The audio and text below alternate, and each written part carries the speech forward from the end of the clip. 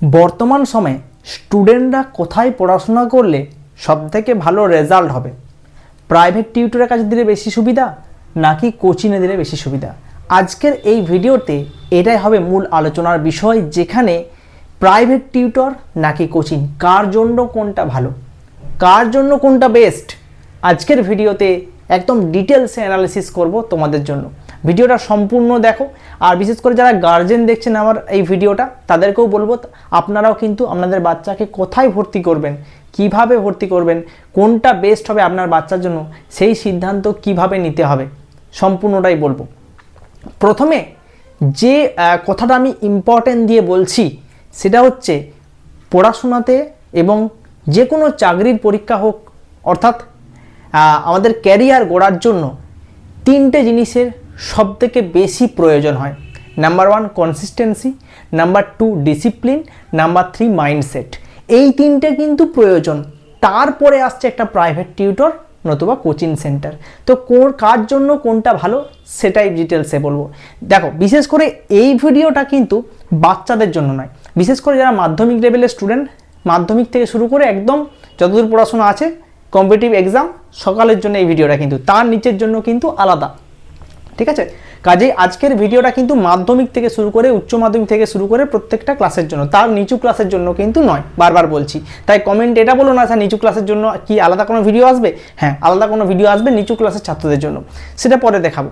দেখো, আজকে প্রথমে জিনিসটা আলোচনা করব প্রাইভেট টিউটর।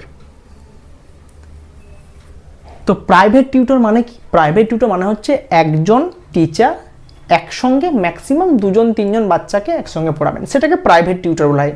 কিন্তু কোচিং না, কোচিংয়ে একসঙ্গে মোটামুটি 40-50 বাচ্চা একদম এজ এ স্কুলের মতনই সেখানে গিয়ে পড়াশোনা করে, সেটাকে বলা হচ্ছে কোচিং, যেখানে বিভিন্ন টিচাররা থাকেন।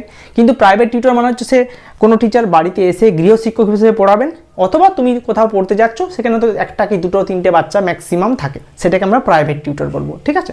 তো এক্ষেত্রে বর্তমান যুগে যেরকম সিলেবাস রয়েছে, সিলেবাসকে দেখে এবং পরীক্ষার মূল্যায়নকে দেখে আমরা যদি বিচার করি যে একজন শিক্ষক কটা সাবজেক্ট পড়াতে পারবেন, সেক্ষেত্রে বলবে একজন শিক্ষক যদি আর্টসের টিচার হন, ম্যাক্সিমাম ইতিহাস আর ভূগোলটা, ম্যাক্সিমাম বাংলাটাও পড়াতে পারেন। কিন্তু সেক্ষেত্রে আমার একটা সাজেশন আছে, যারা মাধ্যমিক লেভেলে পড়াশোনা করছো বা উচ্চ মাধ্যমিকে, একজন শিক্ষক কখনোই একের অধিক সাবজেক্ট যদি পড়িয়ে দেয়, সেটাকে জানতে হবে যে সেই সাবজেক্টে সে কতটা এগিয়ে রয়েছে, বা সেই সাবজেক্টের টিচার মানে কোন বিষয়ে স্পেশালাইজেশন রয়েছে। সাপোজ আমি ভূগোল পড়াই, আমি যদি এখন বাংলা পড়াতে যাই, তাহলে আমাকে কী করতে হবে? একটু পড়াশোনা করে বাংলা পড়াতে হবে। কিন্তু বাংলা টিচার যদি বাংলা পড়ান, সেক্ষেত্রে কখনোই আমি তার সমান বোঝাতে কখনোই পারবো না, কারণ আমি যেটুকু পড়ে পারছি সেটুকুই। কিন্তু আমি যদি ভূগোল পড়াই, আমি তো প্রিভিয়াস আমি যে কোর্স করেছি, যে জ্ঞান আছে সেটা তো রয়েছে, তার সঙ্গে যে পড়াশোনাটা আমি করি সেটা কিন্তু আমার জন্য বেস্ট। কিন্তু অন্য একজন সাবজেক্টের টিচার যখন অন্য সাবজেক্ট নিয়ে পড়াশোনা করে, সেক্ষেত্রে সেই পড়াশোনাটা খুবই নমিনাল হয়, সেটাতে জোর থাকে না। কাজেই আমাদের উচিত যে প্রাইভেট টিউটর যদি পড়াশোনা করতে হয়, সেক্ষেত্রে স্পেশালাইজেশন রাখাটা খুব প্রয়োজন। হ্যাঁ, এবার কি হয়, আর্টসের জন্য হয়তো একজন কি 2জন শিক্ষক রইলো, সায়েন্সের জন্য 2জন শিক্ষক, এরকম কোন দিকেরই কিন্তু পড়াশোনা হয়, ঠিক আছে? এবার ব্যাপারটা আসছে, যাদের মনে হচ্ছে না আমরা এখানে পড়াতে পারবো না, প্রাইভেট টিউটরে বেশি খরচা পড়ে যাচ্ছে, সেক্ষেত্রে অন্যথায় কোচিংটা করা যায়। এখানে ফাইন্যান্সিয়াল ব্যাপার একটা রয়েছে, কিন্তু প্রাইভেট টিউটর যদি ভালো রেজাল্ট করতে চাই, বাচ্চা যদি বলে যে হ্যাঁ ভালো রেজাল্ট করব, ভবিষ্যতের দিকে এগিয়ে আমি লক্ষ্য আমার অনেক দূর পর্যন্ত, তাদের জন্য কিন্তু প্রাইভেট টিউটর হচ্ছে বেস্ট। হ্যাঁ, সেখানে 3জন 4জন 5জন পর্যন্ত যদি বাচ্চারা পড়ে কোনো সমস্যা নেই, সেটা হচ্ছে প্রাইভেট টিউটর, ঠিক আছে? এখানেও কিন্তু যদি একসঙ্গে 4-5জন বাচ্চা একসঙ্গে পড়ে, একজন শিক্ষক কিন্তু খুব বেশি ফিজ নেবেন না, তাহলেই সেখানে কিন্তু পড়াশোনাটা খুবই ভালো হবে। কারণ মানে যেহেতু 9, 10, 11, 12 বা 10, 11, 12 এই জায়গাগুলোর বাচ্চারা মানে যখন একসঙ্গে অনেকজন ছাত্র দেখে, তখন কি বিভ্রান্ত হয়ে পড়ে, গল্পটা বেশি হয়, সেক্ষেত্রে পড়াশোনা অনেকটা ক্ষতি হয়। সেই জন্য বর্তমান যুগে যদি আমরা এই প্রাইভেট টিউটরের জায়গাটা ধরি, আমরা ধরবো অনলাইন টিচিংটা। অনলাইনটা আমাদের কেন গুরুত্বপূর্ণ না, এখানে যেটুকু পড়াশোনা হয় একদম সুন্দরভাবে হয়, যেখানে গল্প বলে কিছু হয় না, সময়টা কম লাগে এবং বাড়িতে বসেই পড়াশোনা করতে পারে। একই সঙ্গে যাতায়াতের কোনো খরচা থাকে না, স্টুডেন্টরা অন্য জায়গায় গিয়ে গল্প করতে পারছে না, সময় নষ্ট হচ্ছে না। অনলাইন টিউশন কিন্তু বর্তমান সময়কে যে আমরা দেখি, সিলেবাসকে দেখি, বর্তমান সময়ে যদি আমি ভূগোলের দিকে তাকাই, ক্লাস 11-12 যে বড় সিলেবাস আছে, যদি পরীক্ষায় পাস করতে হয়, ভালো নাম্বার তুলতে হয়, যদি কোচিংয়ে যায়, সময় নষ্ট করে, তাহলে কখনোই সেটা কিন্তু পারবে না। কিন্তু প্রাইভেট টিউটরে কিন্তু সেটা সম্ভব। অপর দিকে চলে আসি এবার কোচিংয়ের বিষয়। তাহলে কোচিংটা কাদের জন্য? দেখো, কোচিং হচ্ছে বেস্ট যদি তোমরা বলি, যদি চাকরি পাওয়ার জন্য, কোনো জব পাওয়ার জন্য, কম্পিটিটিভ এক্সামের জন্য কোচিং হচ্ছে সব থেকে বেস্ট। কেন? তার কারণ হচ্ছে প্রাইভেট টিউটরে তুমি প্রতিযোগিতা বেশি পাবে না, সেখানে তোমার কাছে আলাদা ব্যাপার একটা। কিন্তু কম্পিটিটিভ এক্সাম মানে হচ্ছে তোমাকে প্রচুর ছাত্রের সঙ্গে কম্পিটিশন করে জিততে হবে।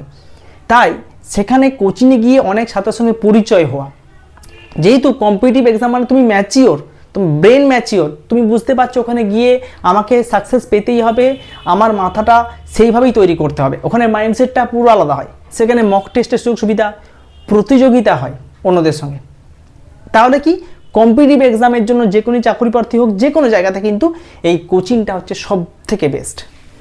আর প্রাইভেট টিউটর কাদের জন্য? প্রাইভেট টিউটর হচ্ছে যারা একাডেমিকে পড়াশোনা করছো, 11-12 মাধ্যমিক, ঠিক আছে, তাদের জন্য 9-10ও বলতে পারি আমরা, 9-10টাও বলতে পারি, তাদের জন্য কিন্তু private tutor is the best option. ঠিক আছে, এবারে দেখতে হবে যে আমরা কোন দিকে পড়াশোনা করতে চাই। যদি হয়তো তুমি প্রাইভেট টিউটর ভালো পাচ্ছ না, সেক্ষেত্রে আমি বলবো যদি বাড়ির কাছাকাছি কোচিং থাকে, সে কোচিংকে অবশ্যই দিতে পারো। কিন্তু ব্যাপারটা এখানে চলে আসছে যে যদি সাবজেক্ট নলেজ ভালোভাবে করাতে হয়, ভবিষ্যতে লক্ষ্য ভাবে মানে তৈরি করাতে হয়, সেক্ষেত্রে প্রাইভেট টিউটর কিন্তু খুব ইম্পর্টেন্ট এবং সেইভাবেই শিক্ষককে চুজ করা অবশ্যই প্রয়োজন। বর্তমান যুগে পড়াশোনাটা অনেকটাই কিন্তু টিউশন কেন্দ্রিকই হয়ে গেছে, এটা আমরা মানি আর না মানি, এটাই কিন্তু চলছে। বাচ্চারা সবথেকে বেশি ভরসা করে এখনকার যুগে টিউশন স্যারের ওপর, এবং এই টিউশন স্যারের জায়গাটা যদি আমরা ঠিকমতো বিচার না করি, তাহলে কিন্তু রেজাল্ট খারাপ হওয়ার সম্ভাবনা থেকে যায়। আমি দেখেছি অনেক শিক্ষকরা, যে একজন শিক্ষক সে হয়তো কোনো ভূগোলে অনার্স করেছে বা ভূগোল মাস্টারি করেছে, সে বাংলা, ইংরেজি, ইতিহাস সব পড়িয়ে দিচ্ছে। তো এই জিনিসটা যারা করে, আপনারা যারা গার্জেনরা আমার এই ভিডিও দেখছেন বা স্টুডেন্টরা, তোমরা নিজেরাই ভেবে দেখো যে আমি যদি এখন একটা সাবজেক্টে আমি অনার্স করেছি, আমি সমস্ত সাবজেক্ট কীভাবে পড়াবো?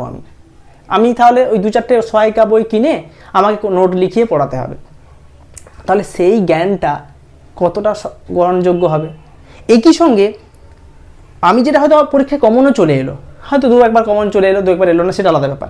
কমনের ব্যাপারে আমি আসছিই না, কিন্তু আমি যে জ্ঞানটা দিচ্ছি, আমি যে সাবজেক্ট সম্পর্কে তোমাকে জ্ঞান দিচ্ছি, সেটা সম্পর্কে আমি 100% আমি নিজেই জানি না, অথচ তোমাকে আমি বলছি। ঠিক আছে, হ্যাঁ, একটা সাবজেক্টে 100% জানাও যায় না, সেটা বলছি না, কিন্তু আমাকে তো তোমার থেকে বেশি জানতে হবে, তবে তো আমি তোমাকে বোঝাতে পারবো। এই জিনিসটা হচ্ছে মেন। আমি ভূগোল যখন পড়াশোনা করাই, ভূগোলে বাচ্চা যখন জিজ্ঞাসা করে স্যার এটা নিয়ে পড়লে ভবিষ্যতে কী হতে পারবো, আমি তাকে এই নলেজটা দিতে পারবো, কিন্তু অন্য সাবজেক্টকে আমি কখনোই সেই নলেজ দিতে পারবো না, সেটা আমার পক্ষে সম্ভব নয়। কাজেই একটা আমার বাড়িতে তোমরা বই দেখো, শুধু দেখবে ভূগোলের বইই আছে, আমি কখনোই বাংলা ইতিহাসের বই নিয়ে থাকি না, আমার প্রয়োজন হয় না, আমার দরকার হয় না। অনেক আমার কাছে স্টুডেন্টরা আসে, স্যার আপনি ইংলিশটাও পড়িয়ে ইতিহাসটাও পড়িয়ে দেবেন একটু। আমি তাদেরকে একটাই কথা বলি যে ইতিহাসের যেটা আমি পড়াবো, সেই জায়গায় একটা সহায়িকা বই, একটা সাজেশন বই যদি কিনে নাও, তোমরা নিজেরাই ভালো পড়াশোনা করতে পারবে, দরকারই পড়বে না টিচারের। কারণ ওটা সহায়িকা বইতে, সাজেশন বইতে যা থাকবে আমি ওটাই পড়াবো। কাজেই এই জিনিসটা মাথায় রেখে কিন্তু পড়াশোনা করতে হয়। আজকের ভিডিওতে এই প্রাইভেট টিউটর আর কোচিংয়ের মধ্যে মোটামুটি একটা ডিফারেন্স তোমাদেরকে করে দিতে পারলাম, কাদের জন্য সেটা বেস্ট হবে। আর ছোট্ট করে এক লাইনে বলে দিই, যে যারা নিচু ক্লাসে পড়ছো 5, 6, 7, 8, তাদের জন্য যদি ছোটোখাটো কোনো কোচিং থাকে, যেখানে 1-2জন টিচার একসঙ্গে অনেক বাচ্চাদের পড়াচ্ছেন, সেটা ঠিক আছে, অসুবিধা নেই। শুধুমাত্র ওয়েস্ট বেঙ্গল বোর্ডের জন্য বলছি, আদার বোর্ডের জন্য নয়। ওয়েস্ট বেঙ্গল বোর্ডের জন্য নিচু ক্লাসের জন্য কোচিং তাও ঠিক আছে, কিন্তু উঁচু ক্লাসে যখন পৌঁছে যাচ্ছে বাচ্চারা, তখন কিন্তু private tutor is the best option, যদি ভালো করে পড়াশোনা করাতে হয়, পরীক্ষায় ভালো নাম্বার তুলতে হয় এবং সঠিক জ্ঞান দিতে হয় তাহলে।